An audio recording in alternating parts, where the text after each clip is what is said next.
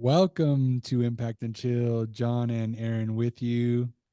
I have a very special announcement for this podcast. This is episode number 50. And we You thought, how cool would it be to bring on the guest with the most views, with the most plays? Everybody, welcome back, Vanessa Vialpando. What's up, girl? Hello, hello. let's go. Thank you. Thank you both for having me again. Happy to be Welcome back. back. Excited.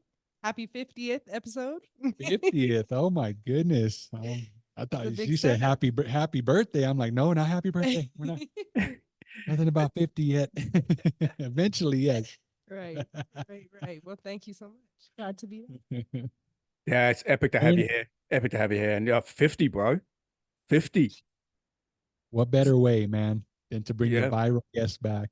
Yeah. Seriously. A That's lot where of, I'm at right now. I'm cheesing.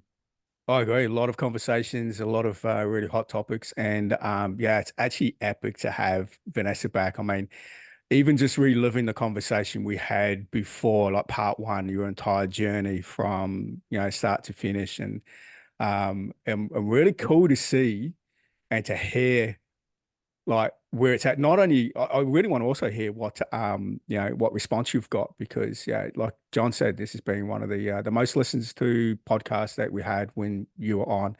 And jumping on to YouTube, we've even got a lot of people on YouTube that are watching it. So profound story, massive message. But before we get to you, John, I want to do a massive shout out to you, bro. It's been a pretty epic journey so far. 50 episodes. It's been pretty cool. And you know what? We're going to say it. We say it in our lives all the time. We do say it in our podcasts and our episodes that if we hadn't have said yes to an opportunity, this would never be a thing. Mm. That's so true, man. And I'll tell you what, I remember when I was just trying to get to 10. I honestly did not think we would get past. I think we said the sweet spot was 20. And Yep. so it's really cool that, 50 episodes later and we're growing, right? I'm just I don't know. I don't have a lot of words for this one, but I'm just super excited. So I'm happy to have Vanessa back. So there we 100%. go. Yeah, it's a 100%. lot of it's crazy to see 50 out of this because I don't think people realize it takes a lot of work, a lot of effort, a lot of consistency on you guys' part to get this done, to make this happen. So proud of you guys. You Dang, guys are Thank doing you. great. Thank you. And you're a producer part of over it. here, man. It's like, hey, we need to Producer. we need to have a podcast office and we do a massive group hug. So for now, it's a virtual group hug, but yeah, let's get into all about you, Vanessa. Let's get into part two. The Yeah, continue. yeah. No, this is good. I love this and I'm so excited. So what I will tell you with part two is, really we just want to know, obviously you came in here and you told us your story. So powerful. Obviously, it's got the connection of people. They're starting to see what you bring to the table, how, what happened to you, how you got through it, how you fought. Now, in this part two, what we're going to do is we're going to fast forward to where you are today, where you are going, what's going on with you right now. And so rather than just go, what's going on, right? We have very specific questions. And so we want to just get right into it. My first question to you tonight, Vanessa, is what are you most proud of these days? Honestly, myself. I'm very proud of myself just because it was hard. Everything's been hard. Nothing in life is easy for anyone. Everybody has hardships, everybody has struggles, everybody goes through things, but to go through, I guess I really realized after the first episode when it came out and I was listening to it, I think it kind of hit me how much I actually had gone through. And of course, we didn't get to touch on every little detail. There's only, so much you can fit in an episode, but to recall everything and to hear myself talk about everything that happened and know that I made it through that and did a lot of positive things during that time and then since that time, I don't know, I'm very proud of myself. Very proud of myself. So good. Mm. So good. So it's And the operation was January of this year. December 12th. December. Okay, so December. So you're like 4 months into recovery. How's Yeah, recovery yeah. going? Like, It's I'm a, going well. I want to break it into two parts though. Definitely from a physical aspect of how your recovery is going, and I want to look at the emotional and mental aspects of your recovery as well. So, yeah, how's it going for you? Well, physically, it's going well. I'm pretty much all healed up, good to go. I got cleared by my doctor a few weeks ago to do pretty much anything. I'm ready to go, hiking, go swimming, go do whatever I want. So, Perfect. in taking advantage of that, I've been just doing whatever. So, I love it. I've also been in the gym lately, and that was something that I was not really able to do previously. So that feels good to be able to do that and not have any pain. Like life feels so different. So it's great physically. And mentally and emotionally, surprisingly, I'm doing very well. I thought that because of the finality of everything, like, not being able to have children and, just getting that kind of taken away from me after I had wanted to have children and things like that. I thought that I would really struggle because for years it was like, okay, there's a chance. What am I going to do? How am I going to do this? Am I going to make this happen? Whatever.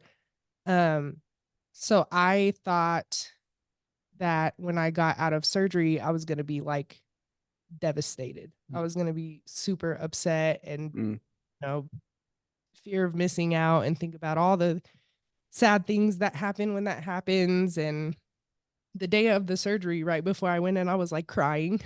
And my Wow. doctor is like, "Are you okay?" And she had to stop and ask me. She's like, "Are you sure you want to go through with it? Like, are you sure? I don't want you to have any regrets. Like, are you sure you want to do this right now?" And I was like, "Yeah." I was like, "It's been enough time. I feel like I, gave everything my all. I'm tired of suffering more than anything. I do not want to suffer with this anymore. So I'm ready." But I came out of surgery, and of course, during the first couple weeks, you don't know what's happening. So I couldn't feel much anyway. mm. But by the time I could, like, I felt good.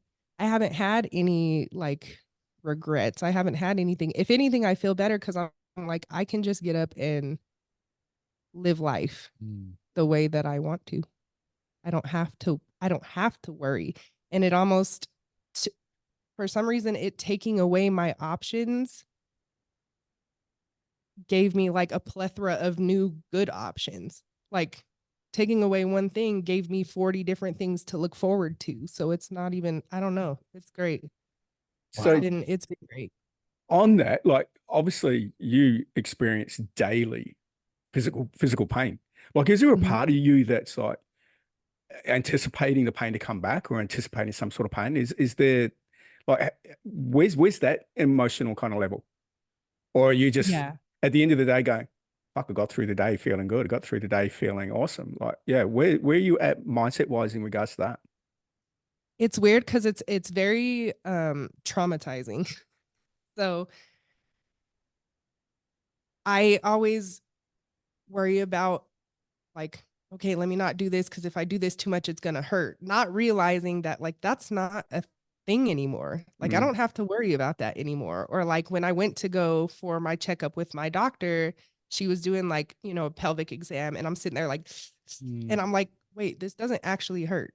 Like I'm fine. It's weird. So like you are always anticipating things to hurt and then they just don't. And I yeah. think that's a weirder feeling for me because I'm so used to being like, okay, let me be cautious. Let me not overexert. Let me, I'll work out and be like, okay, maybe I should calm down because it's starting to get sore. Like this is going to suck later. And it's not. So it's just like, what's happening here? It's taken me a little time to get used to my new body, I guess. So Yeah, yeah. And I expect that's going to take still a little bit, shit, it's majority of your life that you're yeah. experiencing it.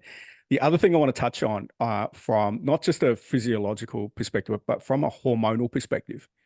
I mean, Mm. like baby making equipment's been removed, essentially. And from an emotional perspective and a hormonal perspective, like that controls a lot of the functionality of a female from hormones and from that side of it. So how's your body adapted? I wouldn't even say reacted, but how's it adapted over the last 4 months? Are you finding that there's gradual change, and you're expecting that there's going to be more change over the next, you know, 6 months, 9 months? Like where are you at from a hormonal perspective? So there has been. So there's been a lot of change. So when everything first happened and I was first out of surgery, I was dealing with a lot of menopause symptoms. And mind you, I'm not in menopause because they left one of my ovaries still. My doctor, she really did not want me to go into full menopause at 29 years old. Mm. Right. So she did take just one ovary, but it still brought on menopause symptoms. So when I was out of surgery, during this recovery, I've had hot flashes. And at first it was like every probably hour. And I don't know. I don't know that men ever experience anything like that. I don't know. But if not, like it basically is like your body is on fire and you like Mm. break out into a random sweat like every hour Mm. for no reason at all. And Right. it's the most irritating thing in the world. Some women get it so bad that they like literally like drip sweat for Yep. no reason for every time they have one. So if you have one every 30 minutes, you're doing that. If you have one every hour, you're doing that every hour. Like it's insane. Mm. So I was experiencing that. I was experiencing um like mood swings like crazy. So I'm getting sad for no reason. I'm getting angry for no reason. And, it just hormonal. That's just what happens. So that's something that can happen. And those symptoms, they've kind of started to subside more. I really don't have the hot flashes at this point. Once in a blue moon, I'll get one, but not really. The mood swings, they still they still Watch they still out. go on. Yeah. So, But no, okay, and we all go through mood swings. We all go through, a Mhm. little bit of rage, a little bit of sadness, and we all experience it in one form or another. Are you feeling though that it has been, exasperated, exaggerated? Hey, what is the word? Is it, are you finding it's been exaggerated from what you would normally feel like when you experience it? Like, yeah, so Absolutely. Because, I'll know what it is, whether it's just me, because like I said, we all go through things. So you're mm, going to feel those emotions naturally when you're going through something. But I know when it's a problem, when I can sit there and be like, what even happened? And there's nothing that comes to mind. Like, I'm crying right now. Why am I crying? Mm. There's no reason. So then I'm like, okay, I know what it is. And that's something that is very hard for a lot of people to understand, especially men, because they're like, what is wrong? Like, yeah. what can I do? Or what did I do? And it's like, nothing. This is just like, we just have to get back to Mm. regulating ourselves. That's just what happens. But, other than that, You know what, Vanessa, you strike me as somebody who's very self-aware anyway. mhm. But do you think this actually really just puts a microscope on it where you really just have to be self-aware of who you are and what's going on in the moment and be able to catch it? Or is that something that you still struggle with? I think I struggle sometimes, but I really have had to kind of be in the habit of sitting myself down and like giving myself a minute to feel what I feel and figure out what I'm feeling. Mm. Because if you don't, you, at least for me, like if I don't take the time to do that, I'm gonna get a little too overwhelmed with my emotions and then it's gonna throw me off and then it's gonna make for, you know, A day. a day. So like, and it could be over nothing. So I have to really sit down and be like, what is the problem? You're okay. Or if you're not okay, why are you not okay? What's happening? Is it just this? Like you really have to sit down and almost make yourself be self aware. Otherwise, you're going to go insane. Mm. So you have to do that and you have to be around people that support that. Because if I was going through this and I had people around me that are like, what the hell is wrong with you? Like, why are you acting like that? Why are you, what, like, that's going to kill you. Like Right. you cannot do that. You need to really be able to sit with yourself and be like, "Hey, breathe." Mm. So, yeah. You know Yeah. what? That's actually a really valid point too. I like that. And it just goes into what everyone should be doing and how they see their life is surround yourself with those supportive people. You know, there's so many people that we all surround ourselves with that constantly either keep us stuck or keep us down, or, you know, from a gaslighting perspective, that we're the problem. And, you know, it's not necessarily that you may have caused something, because there's cause and effect with everything. You know, everything we do, everything we say, there's an effect, whether it be a positive or a negative. And if you can own your shit, that's cool. But what I'm trying to say is that no matter what you're experiencing, there's a lot of things that we can control, but there's also a lot of things that we can't. And if you're in a position where you can't control the circumstance or you can't control an outcome, knowing that an outcome's coming, having those people around you that support you, but also are there to going, okay, I see what's going on. What can I do to help you get through this a lot easier? But also it's like just asking the simple question, what can I do? Instead of someone standing there and constantly complaining or, you know, um, putting your problem on them.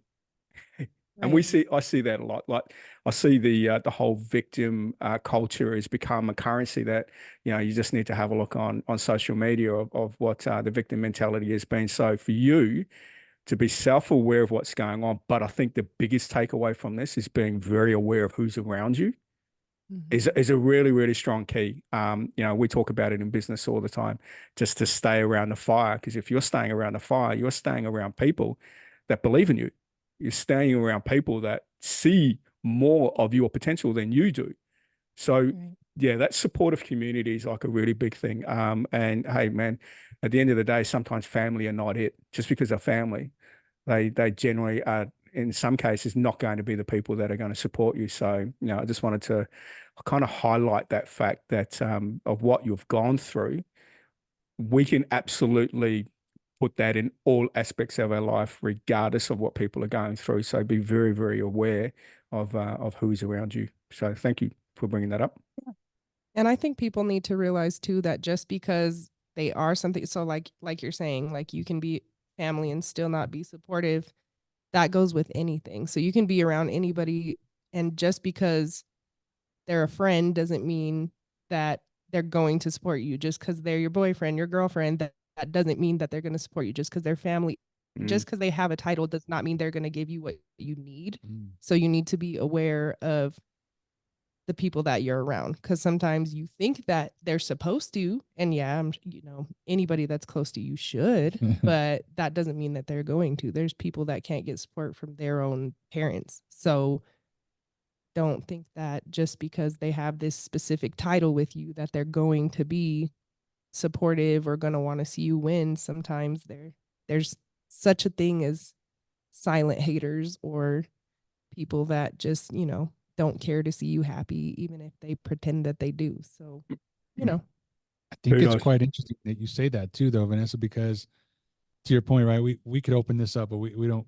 I want to keep it about you. But I will say this is that you get to a place with people and you expect something, and when they don't deliver, I think that's what brings people to where they're at, right? So you have a lot of insecurity because you didn't get the support, or maybe the support you got wasn't the kind of support that you wanted. right, Could be just a mom issue, a dad issue, an auntie an issue, an uncle issue, somebody who always made fun of you when you were little, somebody who always praised you, right? There's all these different elements to it, but you're right. I mean, the title doesn't mean anything, right? It just means that you were around these people and these people did whatever they did to your mind, and that's what really kind of raises you into the person that you become until you decide, hey, I don't want to do this anymore. right, exactly. So, well, Well, I have another question, unless you want to go, Aaron. I actually was going to go into more of a story, but I know you've got some leadway questions, so I'm going to get you to go for it, brother. You got the floor, man. It's kind of funny because we kind of already been talking about this a little bit, Vanessa, but I really want to do this in current state. So I asked you what you were proud of. Now, what do you struggle with currently? What do you, I mean, you've kind of touched on some points, but what's really what's causing you to really have to pull yourself up and get your mind right and do those things? And again, you get as vulnerable, or you share as much or as little as you want to with that. For me, I think um recalling that everything recalling everything that I went through, I am realizing that I do harbor some resentment um from people who treated me a certain way during that time that shouldn't have, or that weren't supportive to me during that time. We talk about support, and there's a lot of people that I feel should have given me more support and didn't, even though I cared for them. So I was there during your problems. I was there when you were having issues. I was there if you were sick. I was there, whatever. You didn't do the same for me. And time went by, and obviously it's better now. But during my worst times, there were a lot of people not there that should have been there, that I was present for and that I was there to support. So there's a little bit of resentment, and I do struggle with that. Um, and just struggling, I think, just with the fact that all of that, like, I just can't believe that all that happened. I guess it's not struggling, it's more like being overwhelmed, Yeah. because I'm in such a different spot today and I'm living so normal today, and I'm like, gosh, like 20 years of this. That's insane. So sometimes it gets overwhelmed, like it just hits. Everything that happened to me just hits, and it feels very overwhelming to me. So I mean, those are definitely things that I'm struggling with. And then also just, I think, figuring out what I want to do in life, because I've never been allowed to do anything. And I mean, that's a good struggle. I will count that as a good struggle because I've never, everything has to have been planned around the illness. So it's like, if I want to travel, like, make sure I have all these things to handle the illness, or am I even going to make it? Or can I go with my friends? Or no, I can't do that because this. Or my dream job was to be a crime scene investigator. Like, that's what I had wanted to be since I was a kid. As weird as that is, because you wouldn't think a child would want to do that, but I was a weird kid, I think. But Forensics. That's cool. right, yeah, I was a forensics girl since I've been a kid, and that was part of what I studied in college.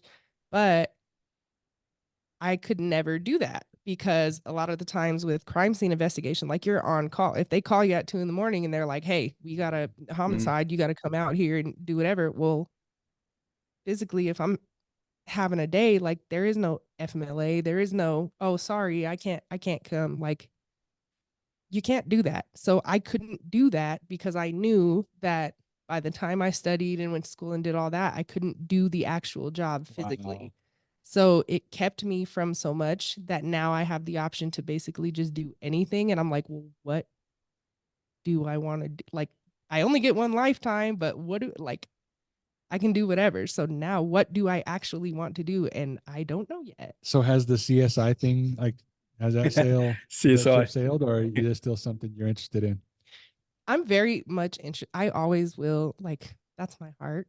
That's where it will be forever. But I don't know. I don't know, because I would have to kind of go back through school, because my degree was not in that. That was my specialization. My degree was in human services. So I would have to go back to get another degree. And I do good in school. I do not like school. I'm not gonna lie. I do not like it. College, I fought my way through college. I'm glad I made it, but I fought my way through college. So I got to go back and redo all that. And, you got to go through some other things too. So just depends, because it's going to take some good time. That wouldn't be something that could come in the next, 2 years. Like, it would have to be at least 4 years, a whole nother degree.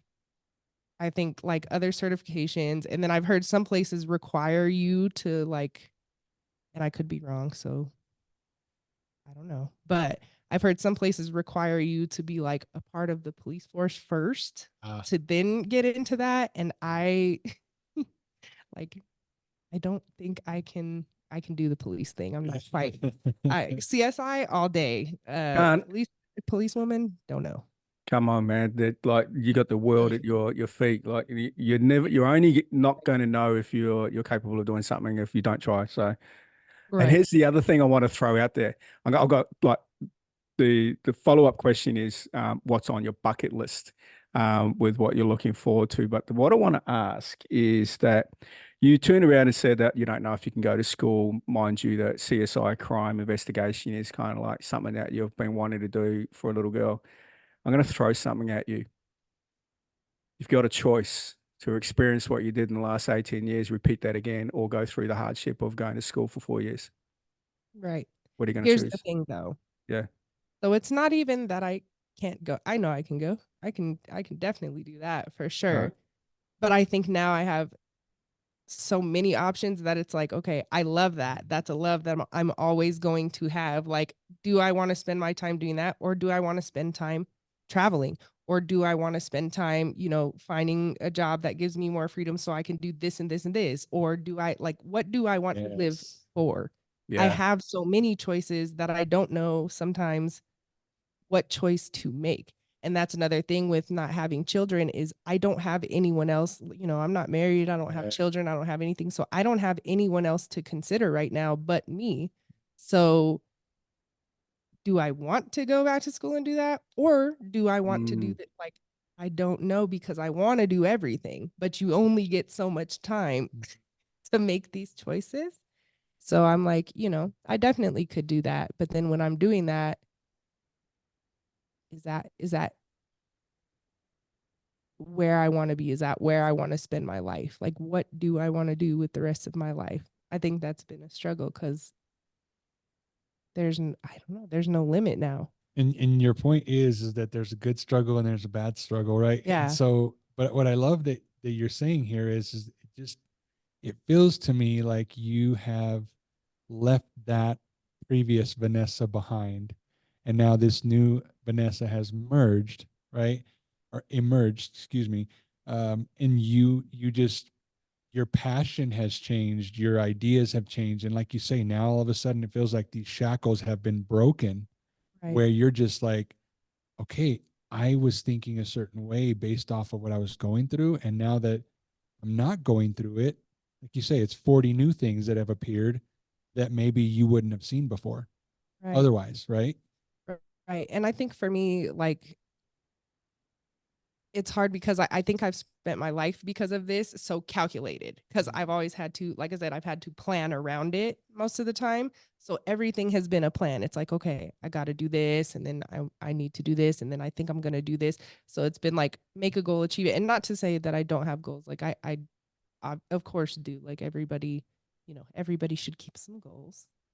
But Say that louder. everybody should keep some goals. There you Even go. small ones count. I There don't you care if go. it's Love get it. through the next, get through 10 books in 2 years or something. I don't know. But Oh yeah. Oh yeah. um I think for me it's always been like a straight plan. Everything's been a plan, plan, plan. So I've never been able to let myself just be. And now I am finding that I just feel freer. So now I don't necessarily have a specific like, okay, 2 years you got to do this and then you got to do this and then you got to do this. You're I just come up with recalculating it, something. right? Yeah, You're I come up with recalculating. something and I'm like, yeah, I want to go do that, and boom. And then if I switch and I want to go do something else, then I go do that. I don't feel like I have to have one direction for my life. I feel like I can go in whatever direction or multiple directions at the same time, I guess. Wow. So it's different. I love And, it. and I Like, don't want to sorry, go ahead, bro. I was just gonna say that people I think more people need to think like that because, yes, there are certain circumstances where, you're not allowed to, you're not able to, but most of us have the ability to do that. We just get in stuck in our own four walls. What do you think about that, Aaron? mate, I'm exactly the same with you. That yeah, we do get stuck, and I love it because now for you, you're in a present moment. Whereas Mhm. for like, 20 years, you were just it was such an unknown and you couldn't be in a present moment. You couldn't just, experience or smell the roses that are around you. Now it's like, Oh, I can smell the roses. Oh, look, there's a rose over here. Like you're just so in your present moment, free. And that's that freedom where you want to come from to do anything. I'm going to open up a question. I wanted to leave this to the end, but I'm going to open it up now because I think now is kind of like a real perfect timing that when our time comes, we just want people to and people will stand up on a podium and they'll have their opportunity to talk about who we are, what they remember of us. I'm going to ask you a question. What legacy do you want to leave behind? To be honest, I've actually given a fair amount of thought to this because it helps me understand how to treat people and how to live my life. So whenever I think about how I want to leave the world, I think about how I'm moving in life. But Mm, for me, it's I want people to be able to have something positive to say about me, whatever it was, whatever impact did I make you smile? Do you have a memory of us going somewhere and we had a good time? Did I make your day better? Did I change your life? I have a really good friend and I'm the reason that she actually became sober. She used to struggle with alcoholism a bit and she has told me I won't say her name for her privacy, but I love her dearly. And I am the reason that she's sober today and has been sober for that's awesome. Wow. a long That is time now. awesome. Yeah. So, you know, I want to do things like that. I want to leave a positive impression. I don't care how big or how small. I don't care if it was, hey, she checked on me when I was having a bad day and nobody else did. I don't care. As Mm. long as you have nothing, as long as you have positive things and a positive memory about me, that's really all I want. I don't need to leave anything huge. I just want to make sure that when I came into your life, it was a positive experience even if our time ended. I want to make sure that it was a positive experience for you and that I left and you still have love in your heart when you think of me. So, You know what's crazy about that, Vanessa? You said, I don't, doesn't need to be huge. Like anything you do for somebody is huge, yeah. right? I mean, when we think about it like that, we just don't realize a smile, what a smile does for somebody. They could be having the worst day ever. They could have got terrible news, and you were the light. Even if Right. it was just a stranger on the street and you gave a smile or you helped somebody, whatever, right? I mean, we think about these things and we discount them. We just, it was no big deal. No, it was Right. because to your point, right?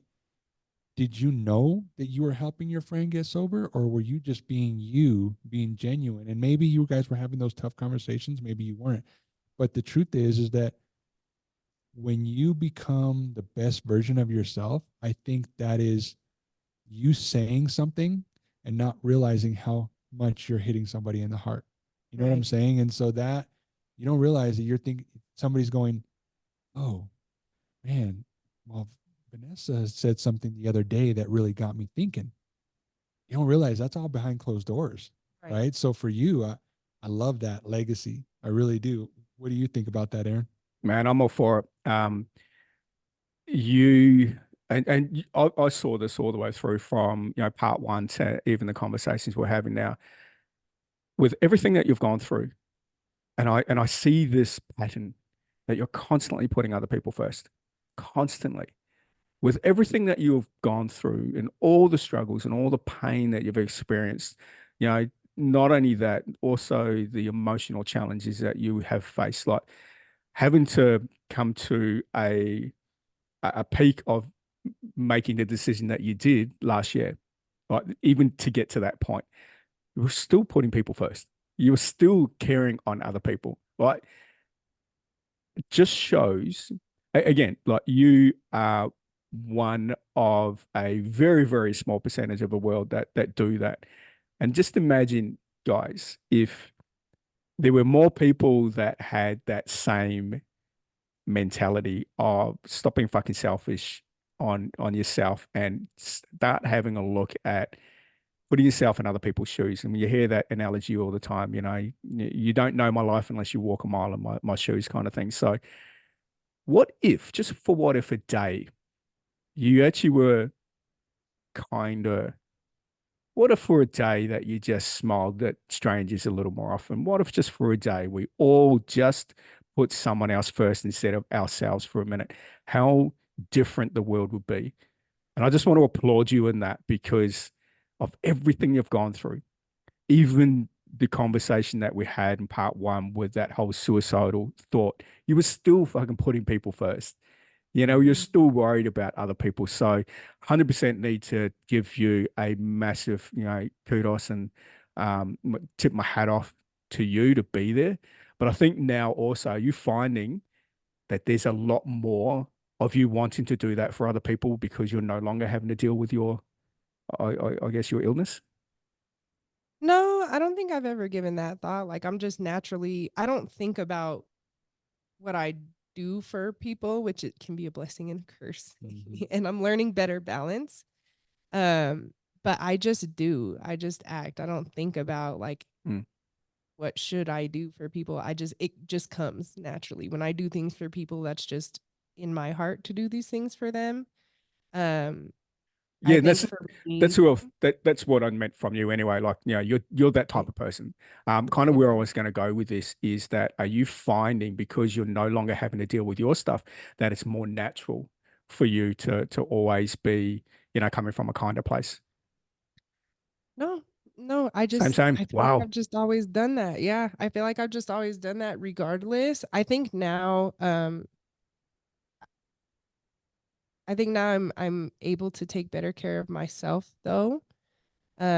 So I do have some sense of selfishness, but not bad selfishness. I'm just taking better care of myself and not putting everyone else first at this point. Like I'm trying to be the best me so that way I can give people the best version of me. 100%. And take care of those people with all that I have and keep my cup full too.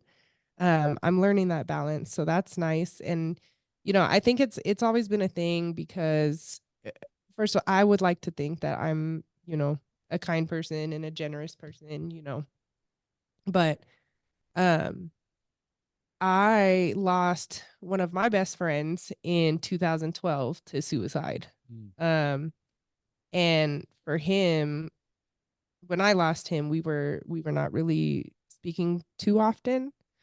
Um but I remember he had bipolar depression really bad.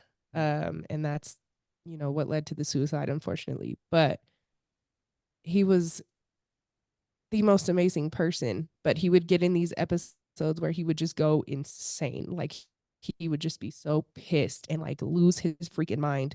And I realized all it would take from me, all I had to do was talk to him.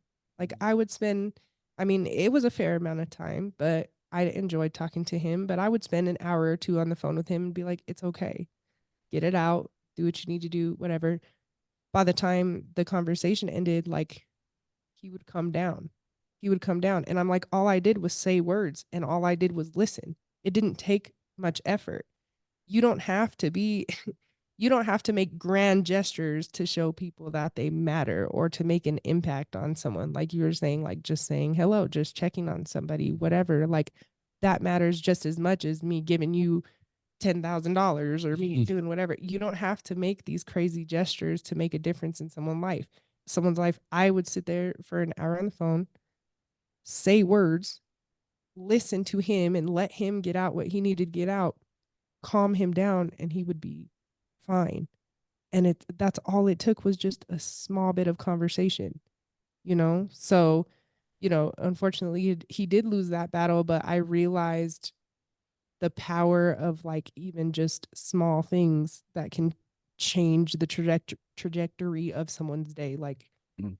you don't have to do a bunch of things to be a good person. You don't have to go and donate all these things and, like I said, make these grand gestures and go crazy to help someone. Like you really can just be a listening ear, or you can, say something positive to someone, or you can invite someone somewhere. You can say, hey, let's go have some lunch. Maybe they think nobody cares about them. And when you make the effort to do the smallest of things, that's your way of showing someone, like, I care about you and I want to give to you. That's my version of giving, you know? So It Damn. matters. Uh, man, I love that. There's a keynote speaker right there, and like, and I want to put it out there to our listeners and people that are watching us on YouTube. I want to throw a challenge out there to you all, and Vanessa hit the point where just show someone you care. Just show someone you care. Not It doesn't have to be a gift, because I think a gift is so easy for a lot of people. Have a gift, there you go. Be fucking thankful that I gave you whatever, and then you kind of walk away. Whereas the most valuable thing that we have is our time. But I think also the most valuable thing you can give is your energy and your present and actually be there. So just I want to challenge every single person listening and every single person watching, just for the day. Show someone you care. Well, that's good, Aaron. And I want to, I'll close us out here with this last question for you, Vanessa. I mean, you really have just, you've hit on so many points. It's crazy. But what I want to ask you is, what advice would you give? We'll just say somebody your age, even a little bit younger than you, right? Just in this generation that's coming up, we find that there's a lot of followers, right? So many people that just jump into the rat race because that's what you're taught to do. Go to college, get a job, all these things, right? But what would you, what advice would you give this generation of how to really follow their passion, swim against the grain, and actually become more of a leader and actually just do things that are scary? How would you approach the generation with that type of vibe? What would you say to somebody? I really think that you you have to not be afraid to be exactly who you are, because you're always going to have somebody that doesn't support you.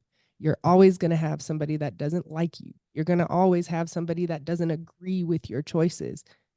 At the end of the day, your life is yours. You have to do what you want to do with your life, and the right people are going to find you.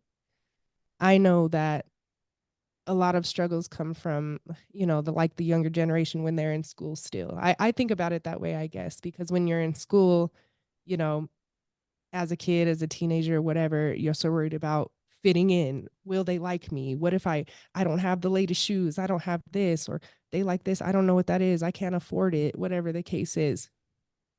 And when you leave school, you don't see 95% of those people ever again. Ever again. In life, when you get older, you get to choose who you're around. You get to choose that. You don't have to stay anywhere you're unhappy. You don't have to stay around anyone that makes you unhappy. The right people are going to find you. You have to have faith in it, and you have to be exactly who you are authentically if you want to attract that. You have to. It'll come. Just be you. Just be you. You don't have to be afraid. Just be you. Preach. Fuck.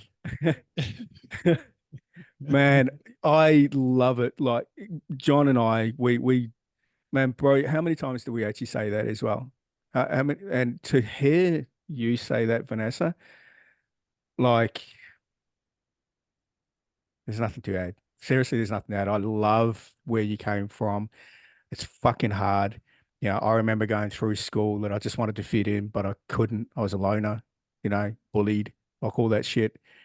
And I get it that kids are struggling with the world and where it's at and how to fit in and just want, and I think the biggest thing with a kid, they just want to be seen. I got Right. told right through when I was young, be seen and not heard. And that was literally my dad's favorite fucking quote, be seen and not heard. Um, so I couldn't be outspoken. I couldn't express myself as a kid. And a lot of kids just want to do that, but they're fucking confused. And because they want to be seen, they're following all this bullshit.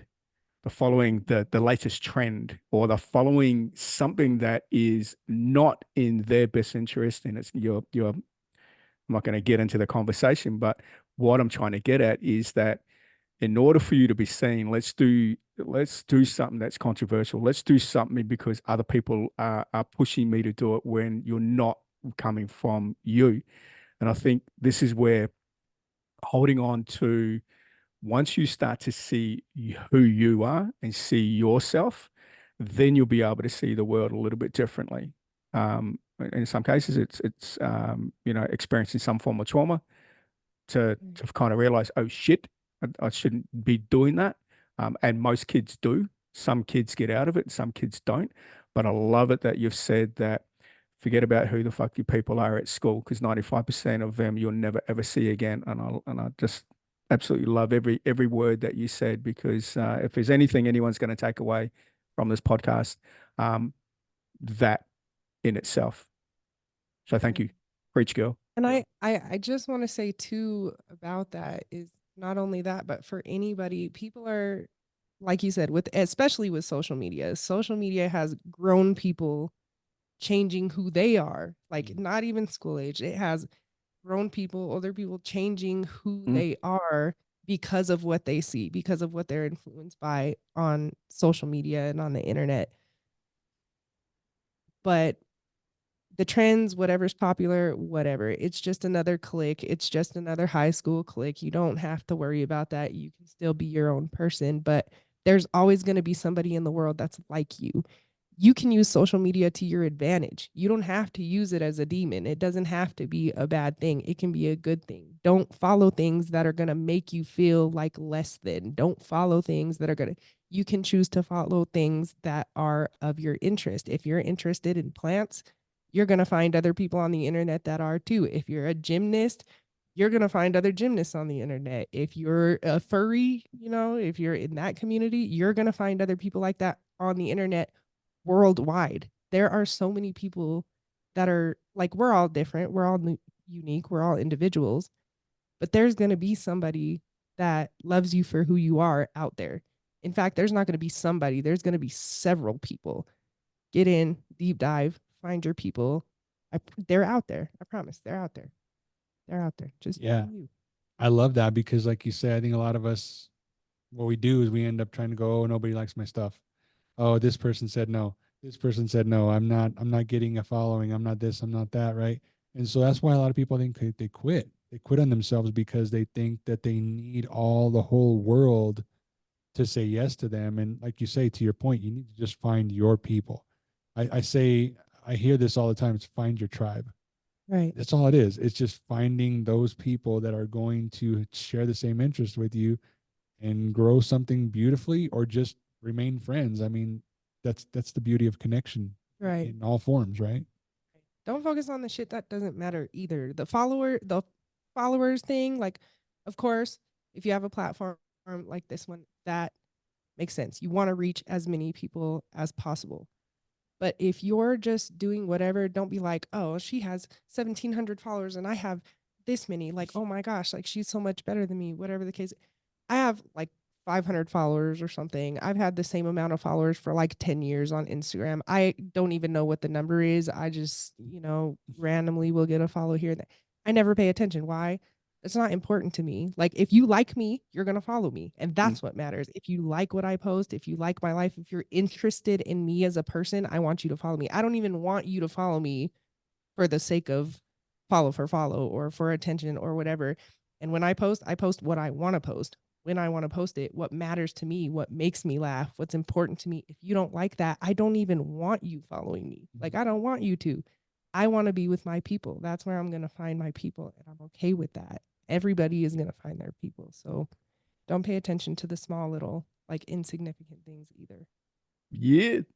All right. So where can people follow you? Oh. Yeah. Uh-oh. Hey, you look. um, People want to know. They want to follow your story. People want to know and continue on with the story. So there are going to be people that are going, "Hey, how can I keep in touch with this girl?" Okay. Well, I do have Facebook now. I reactivated it after like an 8-year hiatus. But at Vanessa Marie there, it's just my first and middle name. Or Instagram, I probably interact with most often. So it's gonna be Nessa with 2 A's. So NESSAA underscore V underscore. And I think that's it. Yeah, that's pretty much all I use. I'm not I'm not big on the other stuff. I have Snapchat and stuff, but So there you go, people. There you go. Go give Nessa a follow. Yeah, I would love to meet you. Talk to 100%. me. Happy to. Wow, this one was by far a special one. We so appreciate you being a part of episode 50. I don't think I would have drawn this up any better than the way that it happened. Aaron just told me, that's what I was sharing with you before. I didn't get a chance to tell you what exactly it was, but episode 50 dropped in my lap like minutes before we started this. And so this had to be special. And we're so grateful that you were a part of it. So thank you. No, thank you guys. It's a privilege to be here. It's a privilege to be invited on and to want to have my input and my opinion and want you guys to hear my story. Like that's amazing. That's a great privilege. So thank you both for having me on for such a big milestone, and congratulations to the two of you. Thank you. Thank you for being here. And I want you to know that your voice matters, your story matters. And there is, as you said, there's someone there that loves you for you, even a couple of people. And there are a few people out there that I know that there is some women out there that are lost. And just hearing your story, just knowing that now they can contact you and go, "Hey, I'm lost. I need some help." Support. And again, this is just showing that you care. So thank you, Vanessa. Thank you again for joining us on this amazing journey that we're in with the Impact and Chill podcast, episode number 50. So, guys, if you got any value from this, if you learned something, if you laughed, if you think it's any value for someone else, please share the show. We fund this ourselves. This is our time. And like I said, time is the most valuable thing, the most valuable currency that you can give anyone. And we do this because we believe there's a message that every single one of us needs to share with the world. And this is just our little part and our little, I guess, our little piece in that puzzle. So if you got any value, please share the show. Thank you guys. Appreciate you. Until next time, Vanessa, thank you very much. Thank you so much. Talk to you Take guys care, soon. guys. Thank you. Thank you.